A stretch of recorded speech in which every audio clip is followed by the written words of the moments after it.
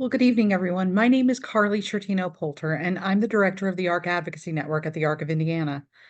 Just as importantly, I am a fellow mom. I have a 23-year-old son with autism who's on the family supports waiver.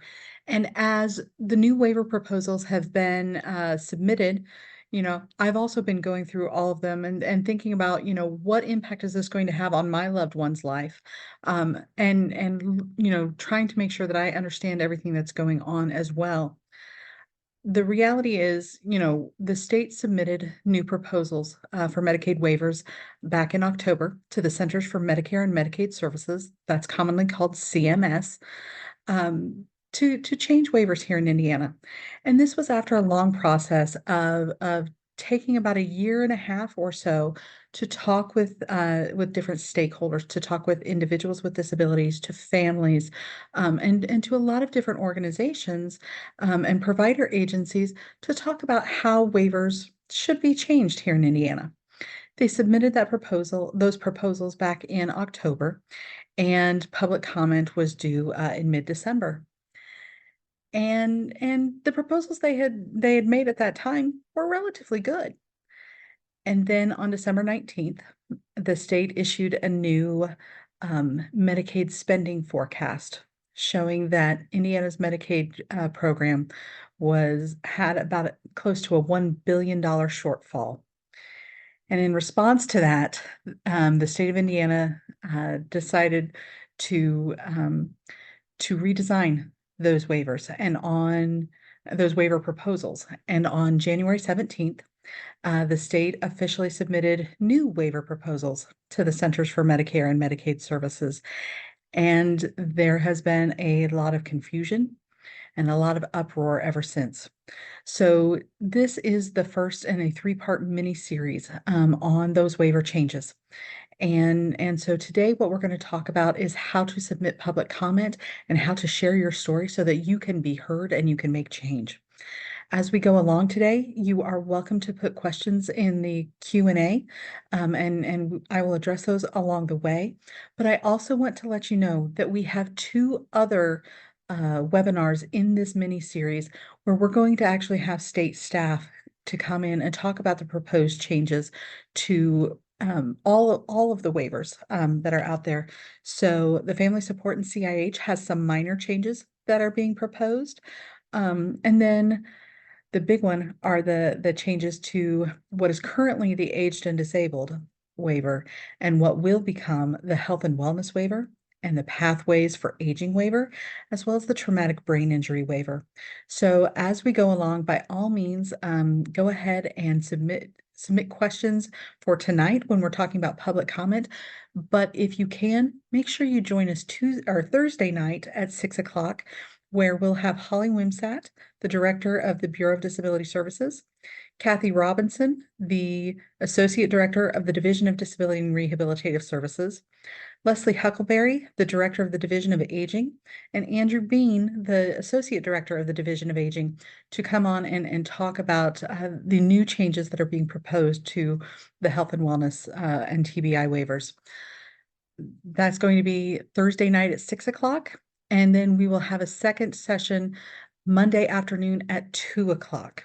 Now, if you are able to join us, great. If you're not able to join us, we are recording all of those sessions and we will be posting them as soon as we can. You're already registered since you're here today, so we hope that you're able to join us then. We do have a few questions already, and the first question, is this funding change on hold? Not yet. And I know that this is a situation that is constantly evolving. I know that there has been some chatter online saying that, oh, there was some legislation and it passed, so this is all stopped. No, it didn't. It died in committee. So nothing on hold as of right now. All of this is still moving forward. And so that's why we're going to keep talking about this. How do we access the proposed waivers to review? Oh, I am so grateful you asked that. The ARC of Indiana actually has a dedicated page to the waiver changes, and through there's a link to where all of the proposed waivers are. I will warn you right now, they are written in bureaucracy as opposed to human. So they are they're a challenge to read and they're long. So I think that the health and wellness, they're all about 300 pages a piece. So they're pretty intense. But what they do is they do talk about, each service that will be offered, a description of that service, what will be allowed, what will not be allowed.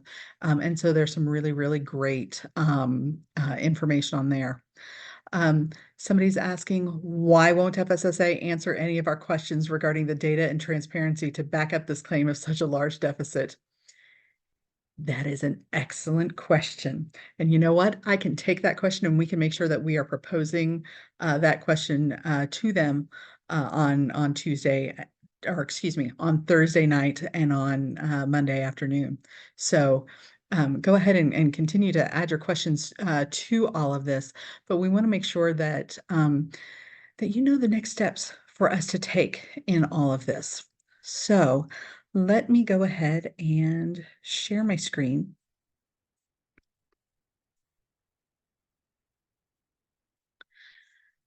Because now what is really important is to make sure that we are heard. And doing that by submitting public comment and sharing your story.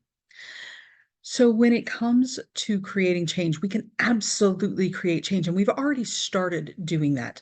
The state has already agreed to certain changes, like allowing legal guardians of adults to continue to be paid on that what will be the health and wellness waiver. So there are some changes that are still happening, and we can create change at every level. So whether that's your local level or the national level, we can all make change, and so whether that's you know you want to propose, building an accessible park in your town or your community, those are things we can change. The idea of having an impact on these waiver proposals are things that we can change. I see somebody has their hand up. Unfortunately, there's no way for me to unmute you, so I'm going to have you put your question in the Q&A so that I can get that. I'm not able to unmute anybody right now. When it comes to creating change, there's proactive change. Where you have an idea, you'll want to make the world a better place. How do you do that? Well, you start by showing up and you meet and talk with people who can make decisions, and you engage with them every time they ask for input.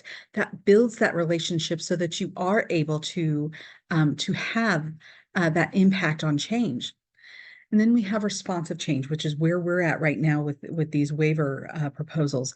And so in order to respond to do responsive change, first of all, we have to identify who is the appropriate entity we need to talk to. We need to identify and follow any formal steps that we need to. We need to build coalitions, and then we need to build support. So in getting started, the biggest thing we've got to do is get accurate information. And one of the things we have seen with the waiver proposals is that because this is an evolving situation, the information is changing. The information today is different from the information that we had a week ago and is different from the information we had a week before that. So there are things that are constantly changing with all of this, even now. So you want to make sure that you are getting accurate information. Then you need to decide what is important to you and what do you actually want to address. Then determine, who do you talk to? Is this an administrative change or is this a legislative change? In this particular case, with the waiver changes, this is an administrative rule change. It's not a legislative change. So we've got to follow those steps. And then because of that, we have to identify the formal steps we need to take. Like I said, the waiver proposals are an administrative rule change. Normally, that's a good thing because it's a whole lot easier to change administrative rules than it is to change legislation. This time, it's just moving at a really fast rate, so it's kind of catching up to us in a different way. But when we're dealing with an administrative rule change, you create that change through public comment. States have to read all public comments submitted. I will tell you, in the last go round, they didn't have very many public comments submitted on any of the 5 waiver proposals. So on the health and wellness waiver, they said they had 9 public comments submitted. On another one, they had 11 public comments submitted. That's not much. They did not get much feedback. Now we need to make sure they get lots of feedback. And when I say that states have to read all public comment, one of the other things I want to remind you is it is public comment, which means that this will eventually be published and available for anyone to read. So you do want to keep that in mind when you are writing your public comment, so that you don't put too much personal information in there, just for safety's sake. But then after public comment is submitted, the state has to respond to the Centers for Medicare and Medicaid Services. Again, that's called CMS. And the states actually have to respond to that public comment. Now, that doesn't mean that they have to respond to every single comment somebody posted, but they do have to kind of summarize what some of the public comments they received were and what their responses were to that public comment. And the state has made changes based on some of those public comments. So it is still possible. But one of the most important things I want you to know is that public comment for these waiver changes is due no later than 4:30 p.m. Eastern on Friday, February 16th. The other really important thing I want you to know is that for the health and wellness waiver, which is what anybody currently on the aged and disabled waiver and is under age 60, they'll go on the health and wellness waiver, the traumatic brain injury waiver, the family supports waiver, and the CIH waiver. All of those comments need to be emailed to DDRS waiver notice comment at fssa.in.gov.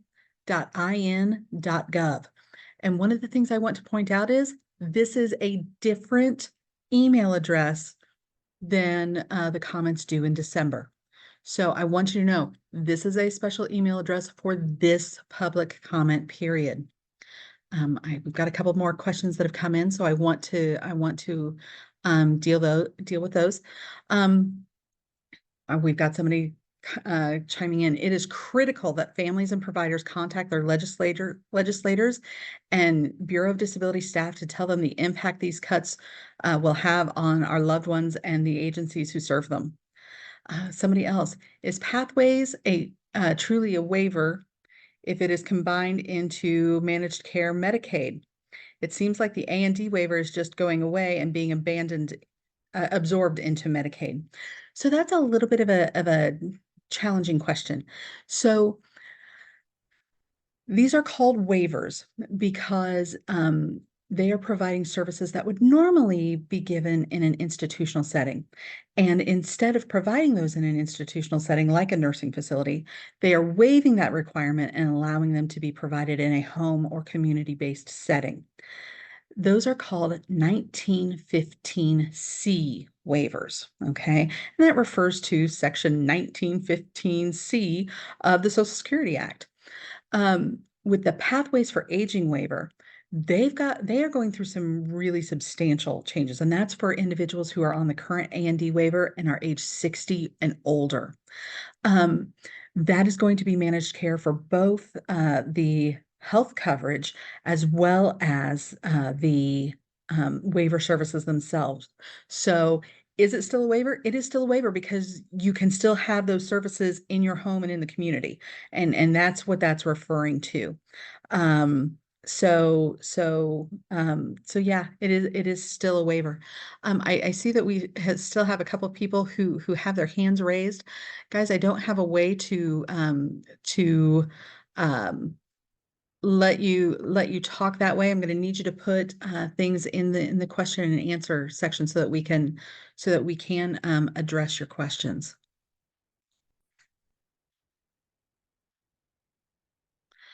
So when it comes to making effective public comment, and that's the key there, we want our public comments to be effective. And so you need to start by being specific.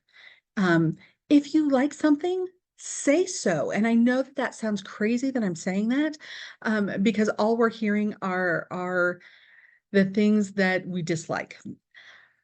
The reason I say if you like something, say so is there are a few good things in here. Okay, genuinely. One of the things I love is there's a service called caregiver coaching. I love the idea of that service. Somebody coming in and helping families figure out how do I care for my loved one. That's something that I personally like. Not everybody does, and not everybody needs that. But if there's something you like, you want to say that. And in part, you want to do that because if you can say something positive, then that helps soften everything and helps make those people who are reading the public comment and responding to that public comment, it softens them up so that they are more willing to listen to what you have to say. So if there's something you like, say so. And if there's something you don't like, you of course want to say that. And you want to do that by explaining what your concerns are. How does this harm people with disabilities and their families? How does this harm the state? And I know it may seem a little silly that I'm focusing on how does this harm the state, but if we can also show how this harms the state, they're more likely to look and recognize, maybe we do need to make some changes. So for example, if I know that the big concern is the parents of minor children as paid caregivers. So let's talk about how this will impact not only the individuals, not only the families, but then also the state. And let's be kind of specific if we can. So, for example, you may say something like, you know, before I was able to be my son's paid caregiver, um, I constantly had to call out from work because our staff wouldn't show up. I couldn't maintain my job. And as a result, we were on food stamps. Our housing was unstable. But once I was able to become his paid caregiver, first of all, I made sure he was always able to get to all of his medical appointments and his therapies. And there are several of those every single week. It stabilized our financial situation. So now we can make sure we pay our rent, we can pay all of our bills, and we're not going to food pantries anymore because we have a stabilized income. But most importantly, my son is able to get the care and the support he needs. He's able to get the medical interventions he needs. So we are less likely to be in crisis, and he is stabilizing as a result. If we take that away, then I have to go out and get a different job, and we may not be able to sustain that. Those are the types of examples that you want to give where you're putting it in real world terms and you're showing how, in this case, the paying a parent of a minor child is beneficial for the individual with a disability, for the family, and for the state, because all of a sudden you've got people who are able to have steady income and stabilizing their economic situation. Whereas without that, if they were no longer able to be paid, it's putting everybody in jeopardy. You want to recognize and refute the opposition. Well, in this case, what is it? Well, we recognize, hey, the state has suddenly discovered there's a $1 billion forecasted budget shortfall. So we recognize the state's trying to address it, but this is not the way to address this. You know, so talk about those things. Think about what is the opposition saying, and how do we make a counter argument to that? And also recognizing what are they trying to accomplish in all of this, and is there a different way to accomplish this? If we can offer solutions as part of this, it makes the public comment far more effective. You also want to be concise as you are writing this, and you want to get it to the right people. Again, that's the DDRS waiver notice comment at fssa.in.gov.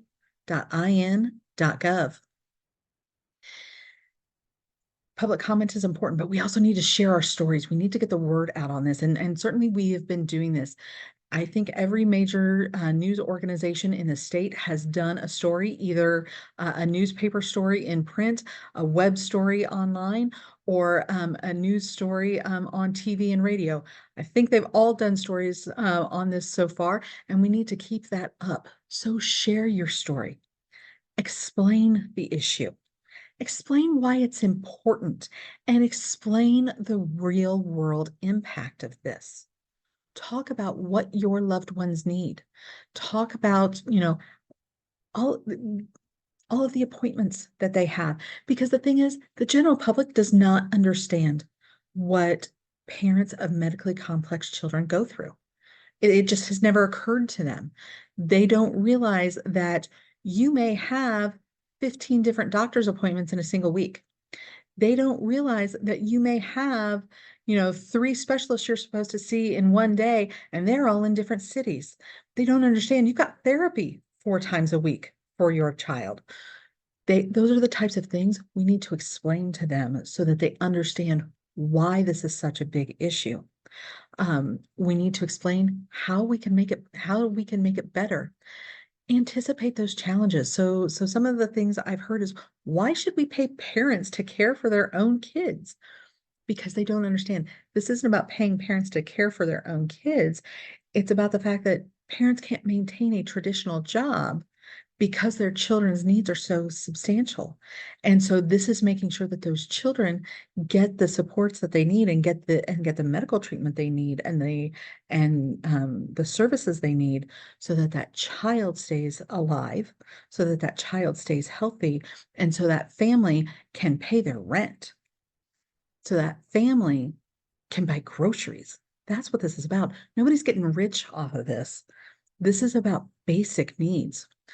We want to keep their attention, which is a polite way of saying we need to keep it short. We don't want to be the too long didn't read in any of this. So we want to keep their attention. And we need to be respectful as we're doing this. And I know that, again, that may sound a little bit crazy. But the reality is, if you're out there and all you're doing is shouting and screaming and saying the sky is falling, people aren't going to listen to you as well.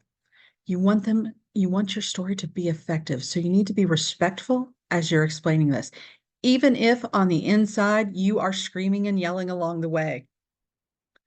Got a couple of other questions that have come in. Let's see. How is the state ensuring staff prior to take family members and or caregivers out of these programs? One of the main reasons family have taken over the services of their loved ones is the huge lack of staff to support them. Preach. That's exactly the biggest issue here. I don't have an answer for that, but you know what? We can bring this up when when the state comes in for webinars on Thursday and on Monday.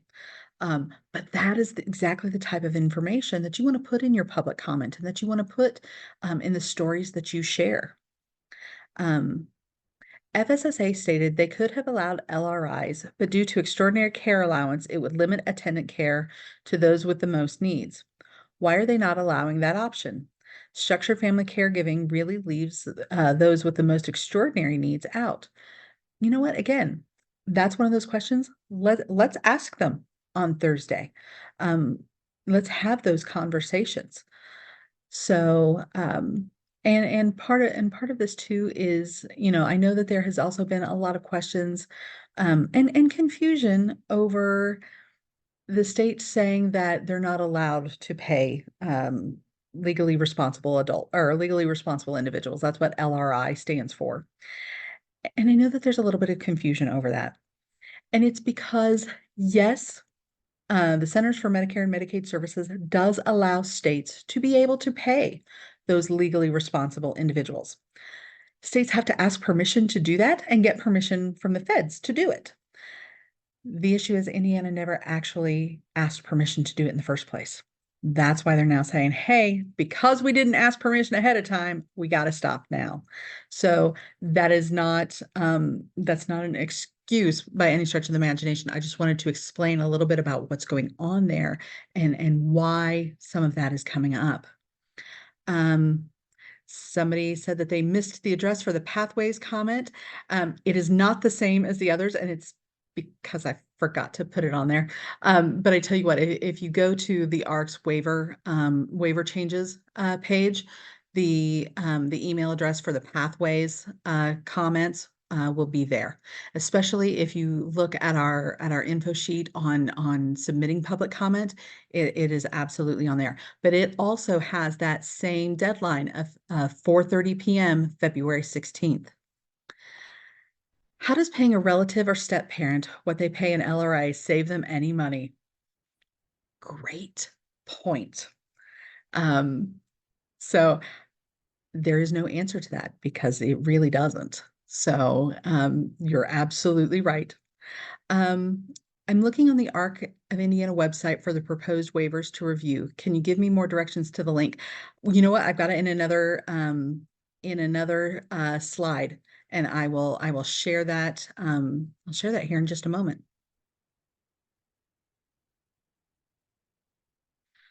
So where to share your story is also really important. First of all, we are using a Medicaid storytelling platform. We had already been collecting stories for the last 2 years about the importance of Medicaid health coverage.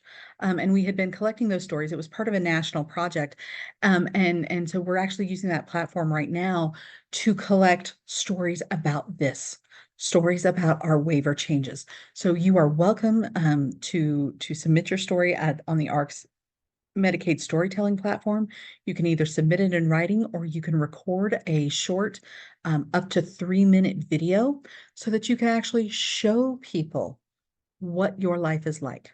Show people what this is really about. You can just tell the story you want to tell, but there are also some questions available as prompts if you're not 100% sure what to say. That may help you a little bit in doing so. But you also want to share your story in letters to the editor. And I know that that sounds so old school, but part of this is we need to contact local media because we need to show them that it impacts your community, that this isn't some far off thing. This is impacting people in our own communities. This is impacting people at our school. This is impacting people in our subdivision. That this is impacting people, in our, church or synagogue or house of worship. We need to show them that this is affecting a lot of people and it's affecting people that they know. We need to make this accessible for the general public and let them know that this matters, that this impacts the people they know. And then also share your stories with legislators. Even though this is not a legislative change, this is an administrative rule change, we still want to get those legislators on board and help them understand these issues. And I'll be honest, this is not stuff that they typically think of. So you're really going to have to start from the beginning as basics to explain why this matters and how they as legislators can actually impact all of this. Because since this is not something that they are as familiar with or something that they don't deal with very often, they don't always understand all of the issues that are involved. So you can frame those issues for them and then organize with others. And we've seen this already. We've seen the families who all came to the State House. We've seen the families who are organizing to talk with journalists. So throw a public comment party where you have a bunch of the other families or the other families from Special Olympics or from school or from your therapy centers. Bring everybody together with a bunch of computers and everybody submit and have a public comment party. Everybody submit public comment together. Hold a letter writing campaign. And if you can get people who aren't as directly affected, maybe you're part of a Mothers of Preschoolers group. Maybe you can convince your typical son's little league team to write letters about this because they see, his sister every week on at the baseball diamond in her wheelchair, and so they know her, and so they realize, oh, hey, this is a big issue. This affects somebody I know. Have that letter writing campaign. Do a phone tree, have people call in. And I know, again, I sound really old school because I am a little bit, but make those phone calls. Let them see the numbers. Let them see that this affects a lot of people and a lot of people really care. And then have group meetings with your legislators. Get several parents together. Make that appointment to go talk with your state representative or your state senator to talk about this issue and remind them that, you know what, there are people in your district who are affected by this. And here is this individual who is directly affected by this. Let them see it, put a face to the issue. And you want to stay informed. Um, like I said earlier, this is a constantly evolving situation. So there is new information coming out on a regular basis. There are some things that are happening at the General Assembly. And so you do want to stay up to date on that. So go to the ARC's waiver changes page. Go sign up for our legislative action alerts so that you can keep up to date on what is going on at the General Assembly. The state also has a website on these changes. And then, like I said, we've got 2 more webinars coming up where we'll actually have state officials coming in to talk about these issues. I can take the questions that you've been submitting tonight. You can also email them to me at Carly, that's Karly, at arcind.org, so that we can put those questions together and submit them to the officials so that they can try to answer those questions. And you can also talk with our family advocates to find out for sure what's going on, to get that latest information, to figure out how this is going to affect you. Talk with our family advocates. You can reach us at 317-977-2375. And so at this point, I'm gonna stop sharing my screen. But I know we've had some more questions come in. And by the way, guys, thank you for submitting your questions. I know I'm not necessarily answering them, but what we can do is absolutely get them to those state officials. And I just forgot until I looked at the question here. Somebody was asking, hey, wait, where do I find these proposals? And so if you will bear with me for just one moment, I'm going to look for that uh, site so that you can find it, because it's a little bit harder to find.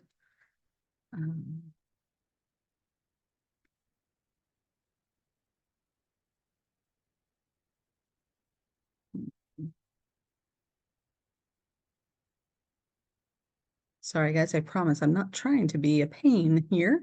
I'm trying to actually find, I'm actually trying to find um, this.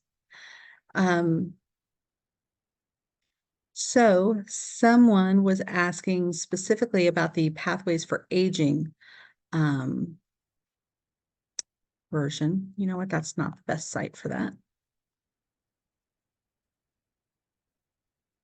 I have to admit, I've got a ton of these bookmarked at the moment, or open at the moment, and I'm trying to find the main page.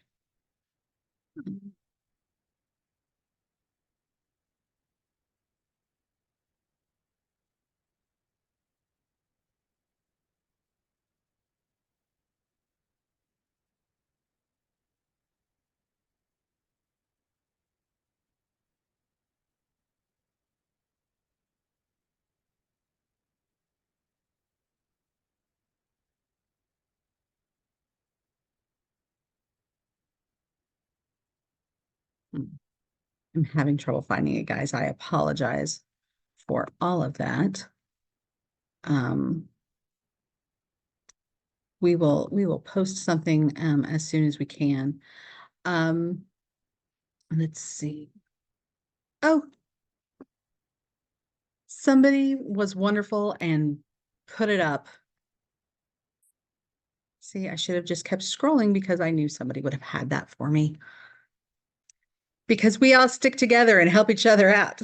So what I'm going to do is, now let me share my screen again so that you guys can see this.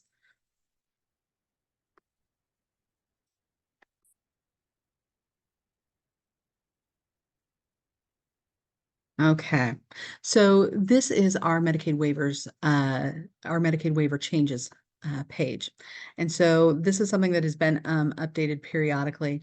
And so, for example, We do have our call to action, where um, you can uh, you can see where to get some additional information. You can see, let's see. This is the slides from the 1102 task force meeting last week. This is where the lieutenant governor, several state legislators, Kim Dodson, who's the CEO of the ARC of Indiana, and several other people were asking some of those questions. This way you can see the slides and get some of that direct information. Let's see.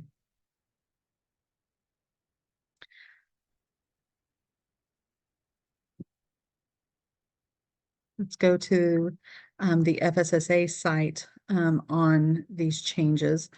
Um,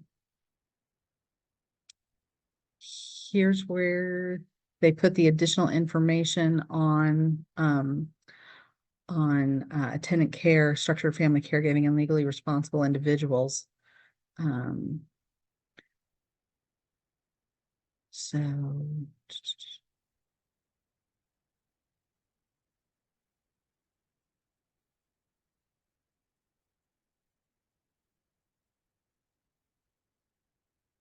ah, so if you are interested in seeing the actual waiver proposals for the health and wellness waiver, which is what is currently the aged and disabled for people under age 60. You can get that here. You can get the changes for the traumatic brain injury waiver, the proposed changes for the family supports waiver, and the proposed changes for the community integration and habilitation, or CIH waiver. You can get those here. And then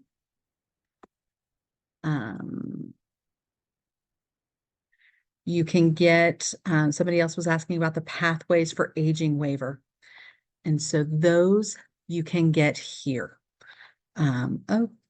So it is actually a slightly different page.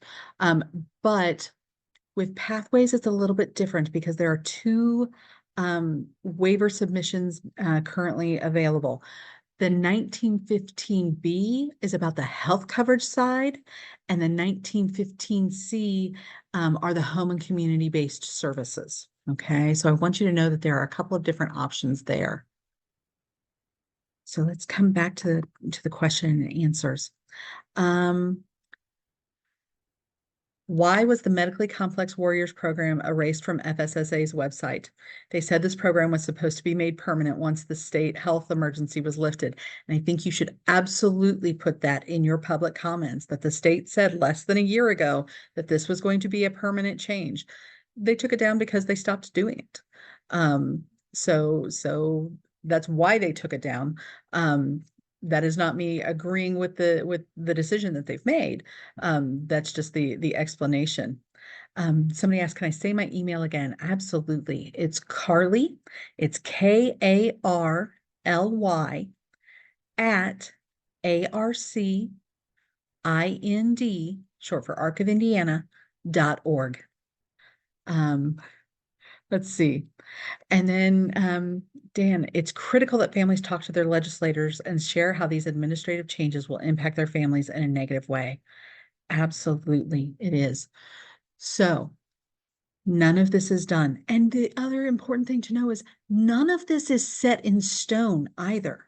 We still have the ability to make changes here. And the only way that's going to happen is by raising our voices, by being heard, by sharing our stories, and making them see the impact that this will have on everyday people's lives. So share your comment, share your story. And if you've got more questions or you want to talk about this more, by all means, contact us at the Arc of Indiana. You can talk with any of our family advocates about this, but make sure you raise your voice. Make sure your voice is heard. Raise your voice for your children so that they are protected in all of this. And make sure that you're able to, if you can, Join us Thursday night at 6 o'clock or Monday afternoon at 2 o'clock for our sessions with the state officials to talk about the proposed changes. I'll be taking the questions that you guys have submitted tonight to ask them and to share those questions.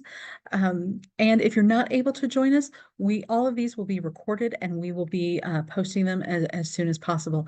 But put it on your calendar. Public comment due February 16th by 4:30 p.m. Thank you, everybody, and have a wonderful evening. Bye-bye.